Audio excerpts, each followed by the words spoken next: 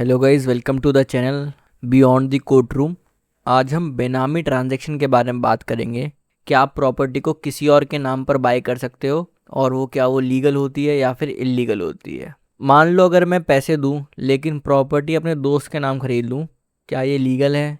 या फिर अगर कोई बिजनेसमैन अपनी प्रॉपर्टी सर्वेंट या रिलेटिव के नाम रजिस्टर करवा दे तो क्या उसने लॉ ब्रेक किया? आपको शायद लगे कि प्रॉपर्टी तो किसी के नाम भी हो सकती है, तो प्रॉब्लम क्या है।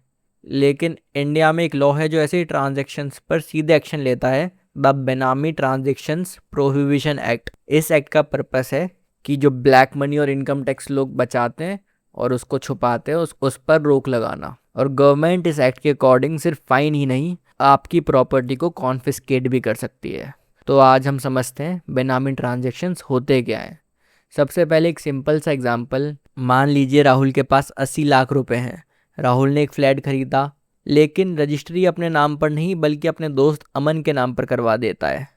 पैसे राहुल ने दिए, प्रॉपर्टी का कंट्रोल भी राहुल के पास है, रेंट भी राहुल ही लेता है, जो अमन है वो सिर्फ नाम का ऑनर है। इस सिचुएशन को जनरली बेनामी ट्रांजैक्शन कहा जाता है। सिंपल लैंग्वेज में एक पर्सन पैसे देता है और प्रॉपर्टी किसी और के नाम पर होती है, लेकिन एक्चुअल बेनिफिट पैसे देने वाले को मिलता है। जिसके नाम पर प्रॉपर्टी होती है उसे बेनामीदार कहते हैं और जो एक्चुअल ओनर होता है उसे बेनिफिशियल ओनर कहते हैं। तो ये लॉ आया क्यों गया था?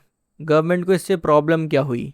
प्रॉब्लम ये है कि पहले लोग ब्लैक मनी हाइड करने के लिए, टैक्स बचाने के लिए या इलीगली प्रॉपर्टी रखने के लिए दूसरे लोगों के नाम पर प्रॉपर्टीज खरीद देते थे।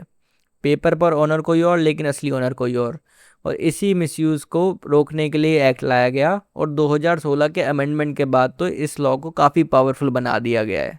अब हम देखते हैं एक और सबसे इम्पॉर्टेंट कन्फ्यूजन जो होती है, क्या जो हर प्रॉपर्टी कोई दूसरे के नाम पर खरीदता है क्या वो सारी बेनामी ट्रांजैक्शन में आएंगी? तो इसका आंसर नहीं है, ये एक बहुत बड़ा मिथ है। लॉ कुछ जेन्युइन सिचुएशंस को अलाउ करता है, जैसे कोई फिड्यूशियरी रिलेशनशिप्स होती हैं, जैसे कि ट्रस्टी, एग्जीक्यूटर, पार्टनर, कंपनी का डायरेक्टर, जहाँ पे पर्सन किसी और के बेनिफिट के लिए प्रॉपर्टी होल्ड करता है। इसके अलावा एक्ट में कुछ स्पेसिफिक लीगल एग्जेम्पशंस भी दी गए हैं, अगर उनकी कंडीशन सेटिस्फाई होती है तो भी वो एग्जेम्पशन के अंदर आ जाएंगी। इसलिए सिर्फ ये देखना इनफ नहीं है कि प्रॉपर्टी किसी और के नाम पर है, उसके अलावा ये भी देखते हैं कि पैसे किसने दिए, प्रॉपर्टी का एक्चुअल कंट्रोल किसके पास है और ट्रांजैक्शन का रियल इंटेंशन क्या था। ये तीनों चीज़ें डिसाइड करती हैं कि ट्रांजैक्शन बेनामी में आएगी या फिर नहीं। अब हम देखते हैं अगर प्रॉपर्टी बेनामी में आएगी तो क्या होगा। अगर अथॉरिटीज़ को लगता है कि प्रॉपर्टी बेनामी है तो सबसे पहले प्रॉपर्टी अटैच की जा सकती है। अटैच का मतलब उस पर रोक देंगे, आगे उसको खरीद बेच नहीं सकते।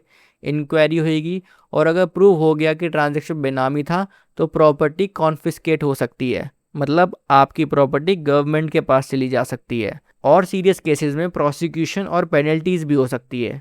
इसलिए यह सिर्फ पेपर वर्क का इशू नहीं है, ये बहुत सीरियस लीगल मैटर बन सकता है जिसमें आपको जेल भी जाना पड़ सकता है। तो आज का टेक अवे बहुत सिंपल है, प्रॉपर्टी किसी और के नाम पर होना ऑटोमेटिकली इलीगल नहीं है, लेकिन अगर किसी और के नाम सिर्फ असली ओनर ने छुपाने के लिए यूज़ किया गया है तो वो बेनामी ट्रांजैक्शन हो सकता है। मैं उम्मीद करता हूँ आपको वीडियो पसंद आई होगी और अगर आपको ऐसी और वीडियो देखनी है तो please like, share and subscribe करें।